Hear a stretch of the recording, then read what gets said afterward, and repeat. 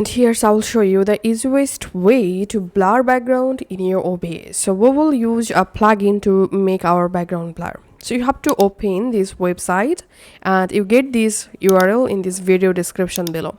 Once you are in this page, click on go to download and you directly jump into GitHub download directory. Here if you scroll down under assets, you can just go ahead and download the plugin according to your computer requirements. So if you're using Windows computer, just click on this installer.exe to get it.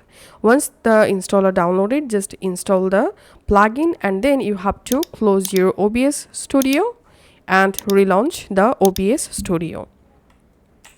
Now select the source you want to make blurry background. It could be your webcam or your pre-recorded video. Once you selected the source, click on filters. Under effect filters, click on this plus icon and here you get this background removal. Click on that and click on OK. And here you can enable the advanced settings option. For make blurry background, you don't need to enable advanced settings. So here you get this blur background. Just increase this value to make your background blur just like this.